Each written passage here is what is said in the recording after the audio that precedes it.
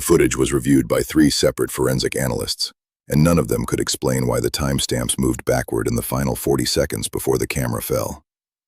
What follows is a reconstruction of events, documented across 11 hours of recovered footage, 2 sets of handwritten trail notes, and a single voicemail that was left from a phone that, at the time of transmission, had been at the bottom of the Gauley River for approximately 6 hours.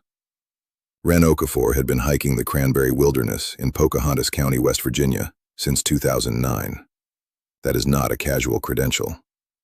The Cranberry is roughly 35,000 acres of high-elevation spruce forest, rhododendron thickets so dense they are locally called hells, and ridge systems that confuse even experienced navigators because the topography refuses to behave the way topography should. Ren had completed the full perimeter traverse 5 times, written 2 self-published trail guides through a regional press in Lewisburg, and trained as a wilderness first responder through the Wilderness Medical Associates program in Burlington, Vermont, recertifying every 2 years without interruption. She was, by any reasonable metric, exactly the kind of person who does not get lost and does not panic. The trip had been planned since February. It was the second weekend of October, the kind of weekend the region waits for, when the elevation keeps the black bears unsettled and the canopy turns that specific combination of ochre and rust that seems to exist nowhere else at quite the same saturation. Ren had invited 2 others, Desmond Fark, who had met her through a backcountry skiing community in Elkins and had since become a reliable hiking partner, solid on navigation, meticulous about gear, the sort of person who packed a second compass without being asked, and Liesl Voth, a botanist from the Morgantown campus of West Virginia University, who had spent a decade studying high-elevation bog communities in the Central Appalachians, and who knew the Cranberry specifically well enough that she had a nickname for a particular sedge meadow near the headwaters of the North Fork. She called it the Copper Room, because of the color the dead stems took on in autumn. They entered at the Cranberry Glades Botanical Area trailhead, off Route 150, at 6:47 in the morning on October 11, 2019. Ren logged the entry time in her notebook.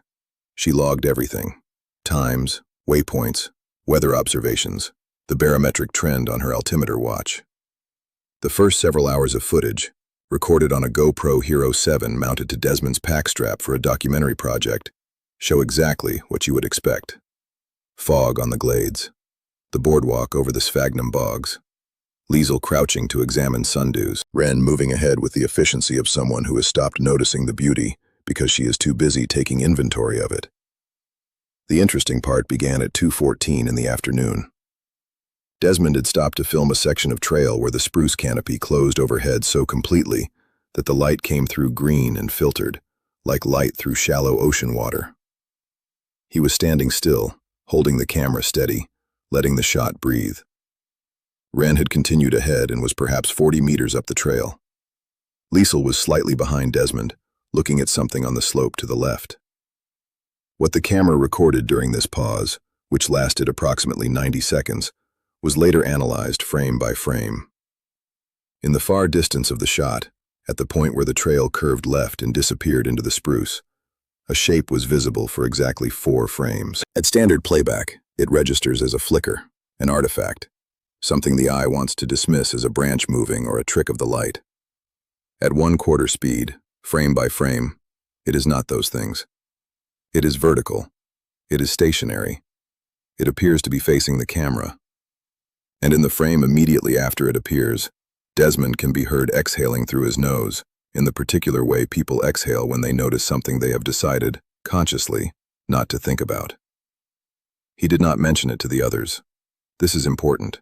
The first anomaly was witnessed and then suppressed. The record has a gap right at the beginning, not accidental but chosen. Desmond Fark was not given to superstition. He had a background in mechanical engineering, believed in load-bearing calculations and drainage patterns, and would not have said he saw something because he would not have wanted to be the kind of person who says they saw something. So he did not say it. And they kept walking. At 4:31, Ren noted in her notebook, wind stopped.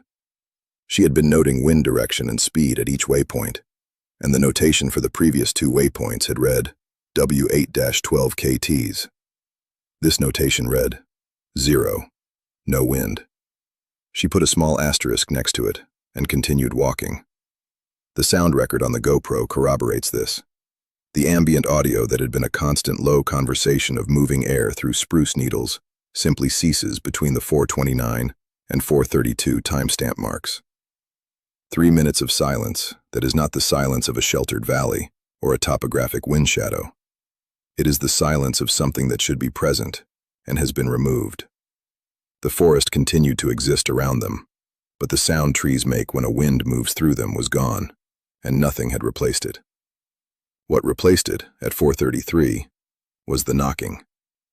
Desmond had the camera running, pointed roughly forward, capturing the trail and Wren's back, and the interlocking canopy above. The knocking came from somewhere to the right of the trail, upslope. Woody, percussive, irregularly spaced but recurring. 3 knocks, a pause of approximately 4 seconds. 2 knocks, a pause of approximately 7 seconds. 3 knocks again. Later analysis established that this pattern repeated for 11 minutes and 40 seconds. The pauses varied by 1 or 2 seconds, but the variation was consistent. They never shortened. They either held their length or extended very slightly. The knocking sounded, in the assessment of one forensic audio analyst, like someone attempting to simulate the cadence of a woodpecker without having heard one recently enough to remember exactly how they sound. Wren stopped walking. She turned her head slightly to the right, in the direction of the sound, and held the position for a moment that lasted long enough to be deliberate. Then she turned back and continued walking without saying anything. Liesel, behind Desmond, said, "Woodpecker?" Wren said, "No." She did not elaborate. Desmond did not ask her to. The camera swung right, toward the slope, for approximately 8 seconds. The footage shows spruce trunks, undergrowth, the slope rising in shadow. Nothing is visible. The camera swings back to the trail. They keep walking. The knocking continued behind them for another several minutes before stopping. At 5:15 they reached the quarry flat, Wren's name for a campsite she had used before, a flat bench above a small stream confluence noted in her 2017 guidebook, and named for the stone-splitting cuts visible on a boulder at the site's edge. Fire ring, good bear bag hang between 2 sugar maples, the stream audible but not intrusive. Exactly as described. They set up camp in the remaining light. Desmond's footage during this period is domestic and unhurried. Tent poles being threaded, water being filtered, Liesel chopping vegetables on the lid of a Tupperware container because she had forgotten her cutting board. The normalcy is, in retrospect, the most unsettling section of the full 11 hours. These are 3 people who are not afraid because the thing they have each noticed separately has been filed in the category of things that do not require a response. That changed at 8:42 in the evening. The fire had burned down to coals. Desmond had set the GoPro up on a flat rock at the site's edge, angled toward camp, running on night mode. The image was grainy and dim but adequate. All 3 were inside their tents. The site was quiet. An owl called once and did not call again. The fire coals pulsed with the small thermal breathing they do when the wind is very low. At 8:42, the owl called again. Exactly once. The same call, the same duration, the same tonal profile as the call at 8:39. The audio analysis would later establish that these 2 calls were not similar in the way that 2 owls calling similarly are similar. They were identical. Not in the way 2 recordings of the same owl are identical. In the way a recording played twice is identical. The second call was a copy of the first call. Then something moved at the edge of the frame. The footage is poor quality. The forensic team used image processing software to reduce noise and increase contrast, and what they produced is still not definitive. What it shows is a vertical form at the tree line, at the left margin of the campsite. It is present in 3 consecutive frames, and then absent in the 4th, without any intermediate frames showing displacement. It does not walk into or out of the frame. It is there, and then it is not. Infrared analysis suggested a heat signature consistent with a large, warm-blooded organism. It did not suggest anything more specific than that. At 8:44, Wren's tent zipper was heard opening. She came out of the tent fully dressed, including her boots, which meant she had not yet gone to sleep. She stood at the edge of the fire pit and looked at the tree line in the direction of the form. She stood there for 4 minutes and 12 seconds by the timestamp. Then she went back to her tent, and the zipper closed. She wrote in her notebook, 8:44. Edge. Same as the trail. Waiting. That is the complete notation. Ren Okafor, who documented wind speeds to the nearest knot and trail conditions in precise topographic language, described whatever she had seen at the tree line with a single word. Waiting. In the morning, October 12th, the fire pit showed a second ring of disturbed debris immediately outside the stone perimeter, as though something had walked a circuit around the campfire during the night. The circumference, measured by a search and rescue technician who examined the site 11 days later, was consistent with a stride pattern of approximately 50 to 54 inches.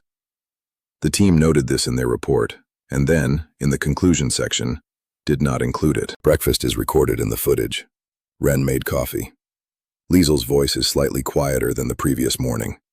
Desmond films the boulder with the quarry cuts, and then films the tree line at the spot Ren had been watching. The footage of the tree line shows nothing except trees.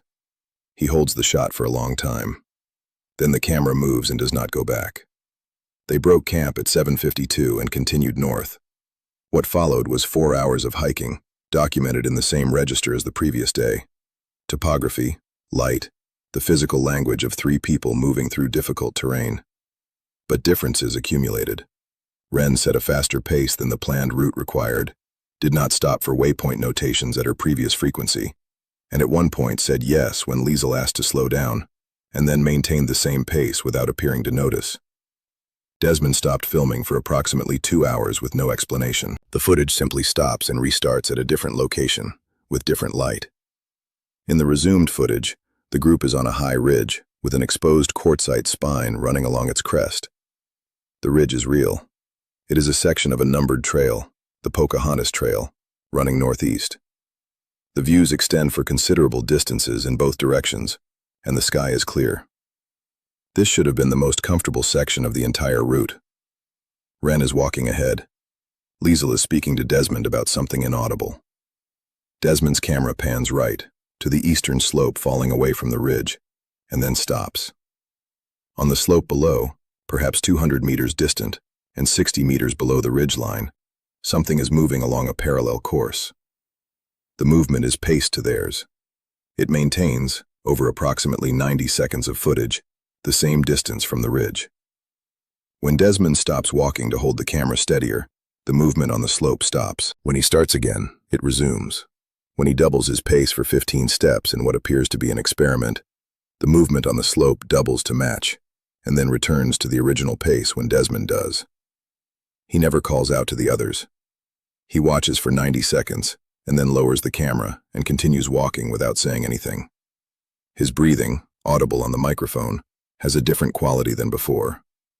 Not faster, not more shallow, just different in the way of a person who has understood something and is deciding what to do with the understanding.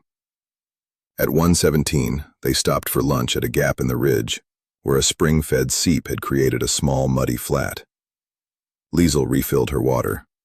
Ren sat on a quartzite slab and did not eat. Desmond filmed the seep and then turned the camera off. There is a gap of 38 minutes in the footage record here. The next timestamp shows 1:55. At 1:55, all 3 of them are standing. They are not at the seep. The topography visible in the background suggests they have moved approximately a quarter mile, though no footage of the movement exists. Ren is talking. The audio is partially obscured by wind, which has returned, but the following words are clearly audible. She is saying that they are going to walk out on the fire road. She is saying this clearly, without inflection, as someone states a fact about a decision already made. Desmond asks how far. She says she doesn't know. Liesel doesn't say anything. Then they start walking in a direction that is not the planned route.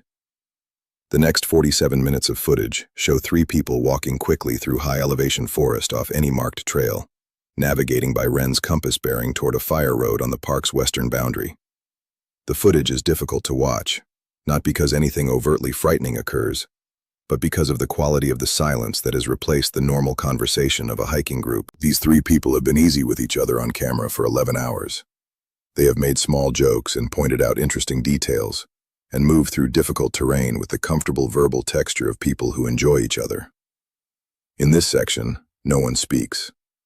The sound anomaly returns at 2:24, not a knocking, but a low, arrhythmic percussion from multiple directions simultaneously, as though separate sources are spacing themselves around the group's perimeter and experimenting with sound.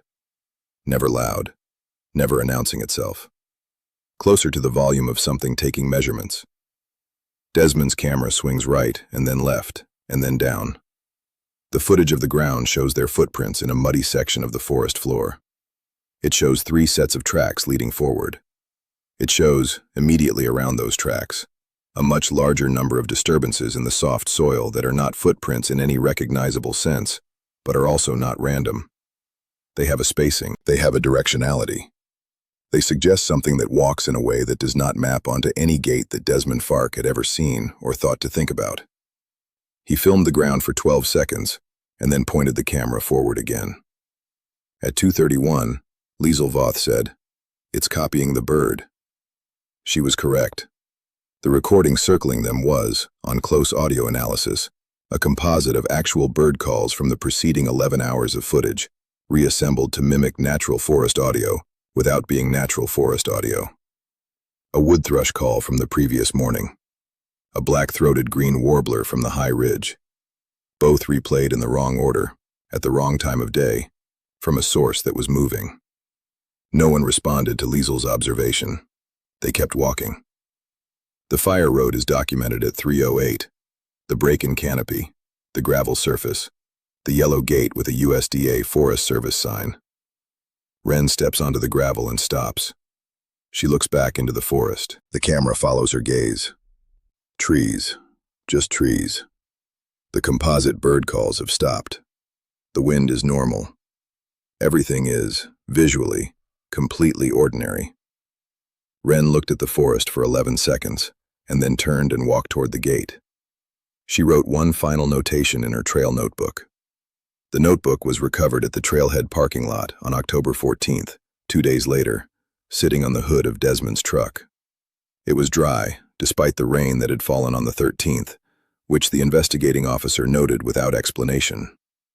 The final notation read, October 12, 1508, FR 76 Terminus. It stopped at the tree line. We walked out. It watched. Below this notation, in the same handwriting but slightly larger and pressed harder into the paper, as though written with more pressure than usual, a single additional line. It knows we heard it practicing. The truck was the only vehicle at the trailhead. The keys were in the ignition. The GoPro was found mounted to its pack strap in the cargo area. Battery depleted. All footage intact.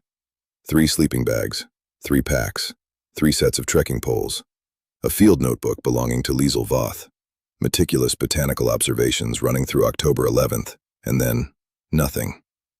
Desmond Farke's wallet, his phone, and a small Lutheran cross on a silver chain that his grandmother had given him at his confirmation, reportedly unworn for 15 years, found clipped to the zipper pull of his pack's hip belt. 3 people entered the wilderness. A set of objects and records came out. There is no footage of the fire road.